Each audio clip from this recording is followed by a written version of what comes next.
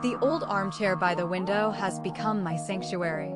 Sunlight, softened by the sheer linen curtains, pools on the Persian rug, illuminating dust motes dancing in the quiet air. My mug, a comforting weight in my hands, steams gently with chamomile. This is where I come to unravel, to reflect, to simply be. And today, my thoughts drift to the long, winding path that has brought me to this quiet harbor within myself. For many years, my life felt like a constant performance. I moved through the world with a carefully constructed smile, an innate desire to please, and a subtle, persistent anxiety that hummed beneath the surface of every interaction. I prided myself on my empathy, on my ability to anticipate others' needs, to smooth over disagreements, to be the steady presence everyone could rely on. I believed this was strength. I believed this was love. But underneath it all, I was utterly exhausted. My relationships, though outwardly stable, often left me feeling hollowed out. I would pour myself into them, nurturing, supporting, always giving, only to find myself feeling unseen, unheard, and ultimately, profoundly alone. I never understood why. I tried harder, gave more, adjusted my expectations, but the pattern persisted. A gentle weariness settled into my bones, a quiet resignation that this was simply the nature of life, a constant striving, a perpetual sacrifice for connection. The turning point wasn't a dramatic explosion, nor a sudden, shattering revelation. It was far quieter, more insidious. It was the feeling, growing steadily over time, that I was disappearing. Like sand sifting through my own fingers, I felt my essence eroding, replaced by the collective expectations and desires of those around.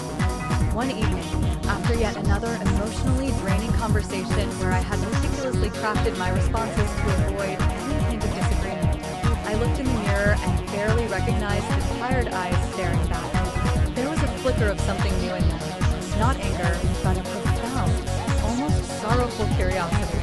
"Who are you?" the eyes seemed to ask. "And where did you go?" That question, whispered from my own reflection, became the catalyst.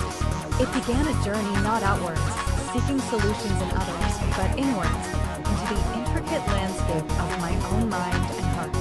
I started simply by listening, not to others, but to myself, to the subtle aches in my body, the fleeting thoughts I usually dismiss, the quiet yearnings I had long silenced. One of the first psychological realizations that began to unfold for me was the intricate dance between my past and my present. I started to notice how my early experiences, particularly those concerning connection and belonging, had sculpted my current relational patterns. I grew up in an environment where emotional expression was often met with discomfort or dismissal.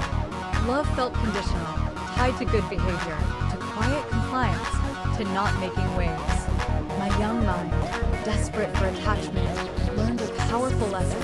To be loved, I must be helpful, agreeable, and never, ever a burden. This understanding wasn't a sudden, blinding light. It was more like an ancient tapestry slowly being unrolled, revealing threads I hadn't seen before.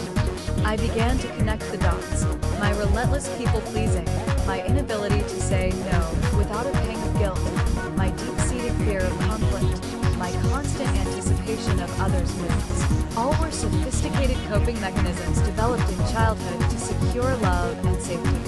I wasn't being inherently nice, I was desperately trying to avoid abandonment. This realization brought with it a wave of tenderness for my younger self. I saw her, a small, earnest child, trying her best to navigate a confusing world. And for the first time, instead of judging my adult behaviors as weaknesses, I saw them as echoes of that child's protective strategies. This perspective shift was profound. It wasn't about blame, not for my parents, who were simply doing their best with what they knew, and certainly not for myself. It was about understanding. Understanding cultivates compassion, and compassion, I discovered, is the balm that begins the healing. As I delved deeper, I encountered the concept of boundaries, a word that had always felt harsh and unloving to me. My conditioning taught me that love meant boundless giving. Setting a boundary felt selfish, a rejection.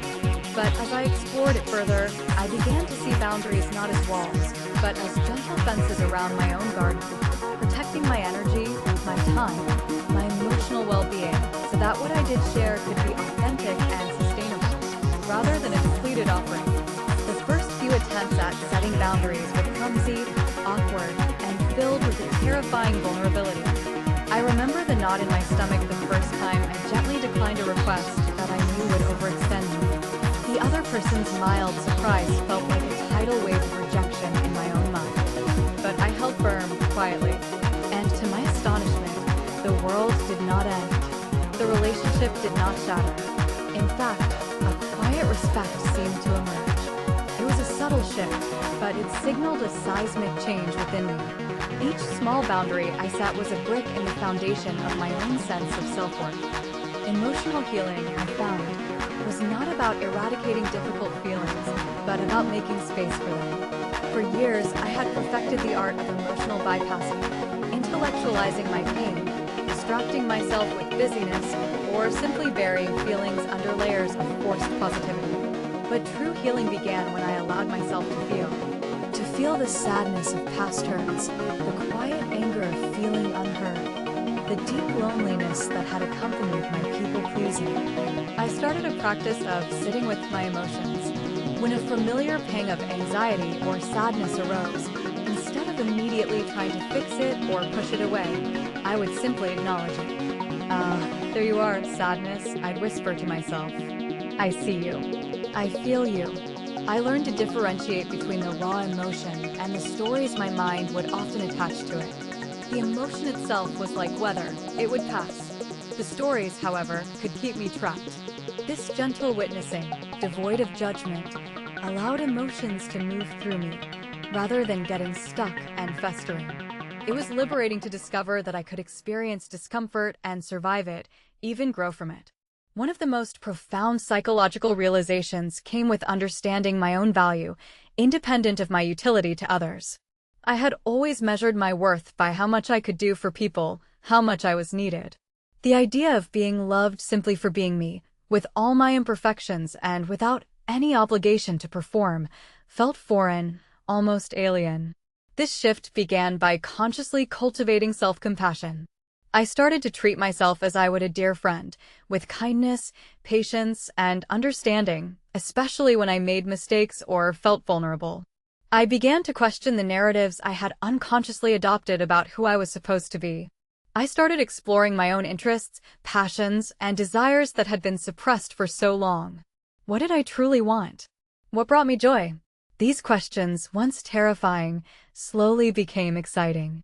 I rediscovered forgotten hobbies, dared to pursue new learning, and began to articulate my own opinions, even if they differed from others.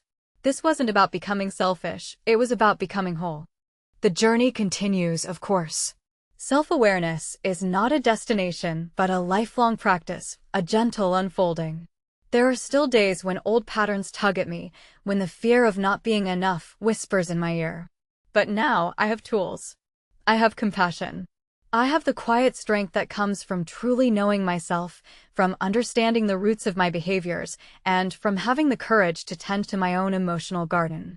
My relationships now are fewer, perhaps, but they are deeper, richer, and more authentic.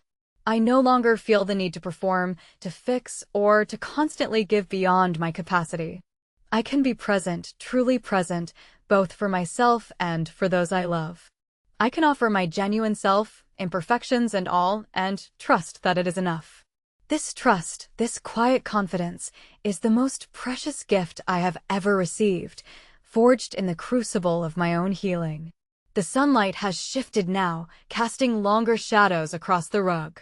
My mug is cool in my hands, but my heart feels warm. The journey to self-love is not about eradicating flaws or achieving perfection. It's about a gentle, honest homecoming to oneself, understanding the intricate dance of our past and present, and learning to hold every part of our being with unwavering tenderness. It's about realizing that we are, each of us, a magnificent work in progress, worthy of all the love we so readily offer to the world. If this resonated with you, please subscribe for more reflections on the journey to self-love.